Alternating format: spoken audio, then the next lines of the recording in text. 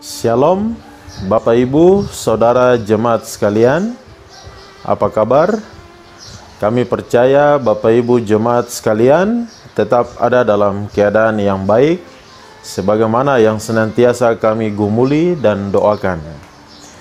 Di dalam masa social distancing dan anjuran untuk tetap tinggal di rumah, mari kita mematuhi semua protokoler kesehatan, yaitu dengan 1. Menjaga kesehatan tubuh dengan makan, istirahat, dan olahraga yang cukup.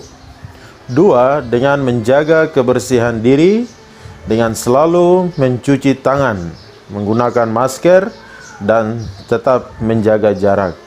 Dan yang ketiga, kita menjaga kebersihan lingkungan, yaitu rumah dan halaman kita. Di samping itu, mari kita tetap semangat dan bergairah dalam menjalani hari dan waktu yang masih Tuhan anugerahkan bagi kita. Kuncinya adalah dengan mengawali, menjalani, dan mengakhiri setiap hari bersama dengan Tuhan. Artinya, sediakanlah waktu yang terbaik. Apakah di pagi hari, siang, sore, atau malam hari, untuk kita berdoa, memuji-muji Tuhan, menyembah, dan merenungkan kebenaran firman Tuhan, baik secara pribadi ataupun bersama-sama dengan anggota keluarga kita. Inilah saatnya kita mendirikan mezbah Tuhan di dalam keluarga kita.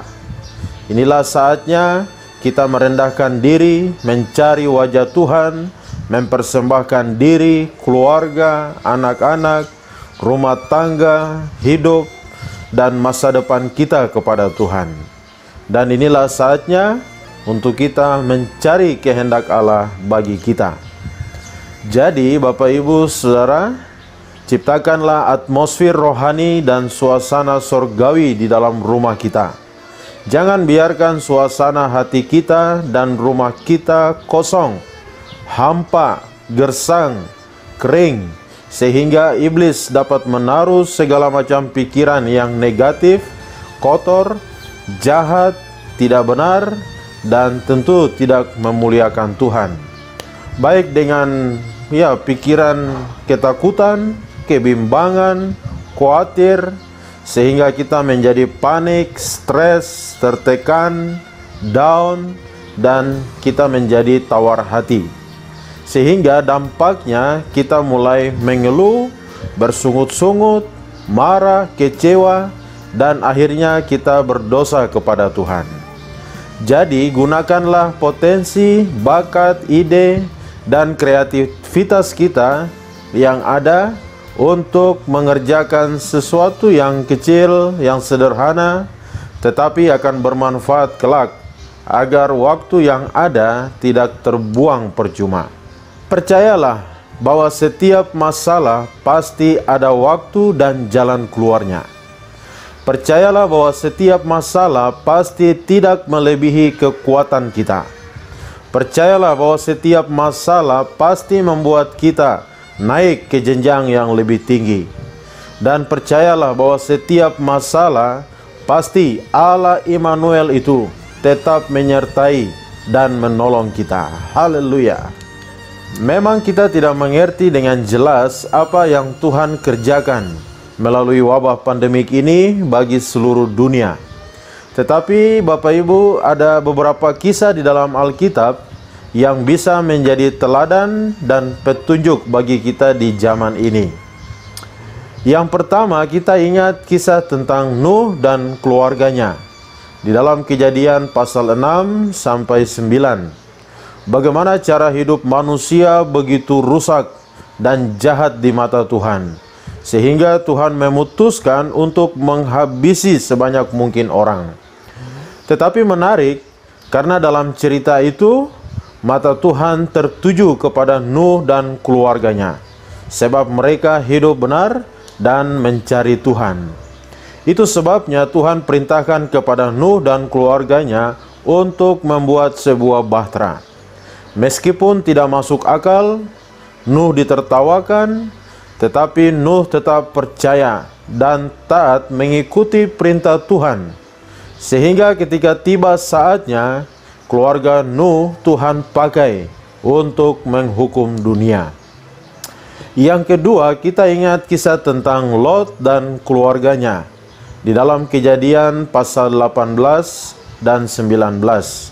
Bagaimana cara hidup orang-orang di kota Sodom dan Gomora begitu rusak dan jahat di mata Tuhan, sehingga Tuhan memutuskan untuk menunggang balikan kota itu beserta orang-orang yang ada di dalamnya.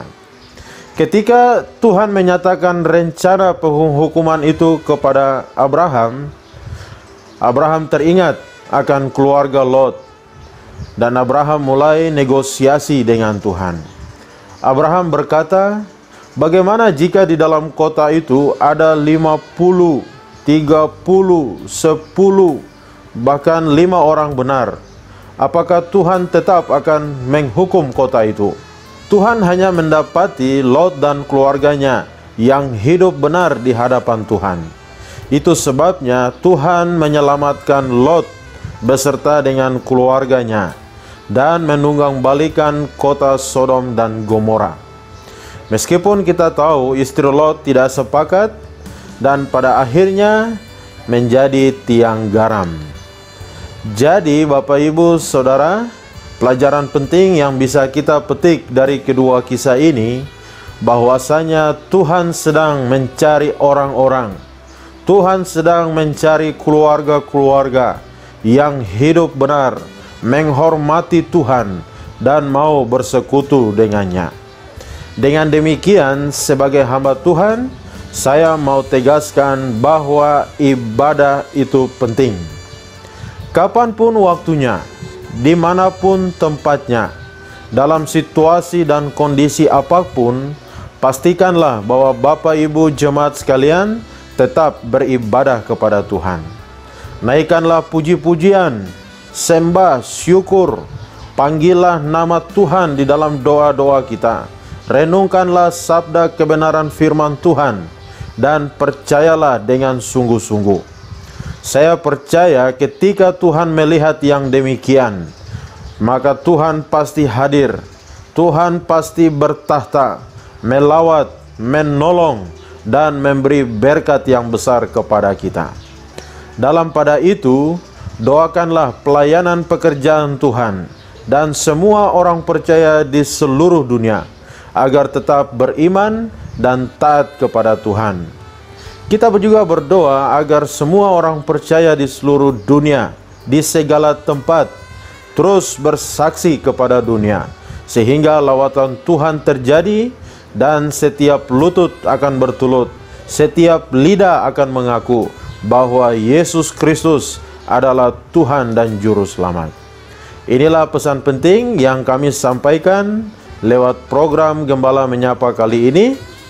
Akhir kata, Immanuel, Tuhan Yesus menyertai kita sekalian. Shalom.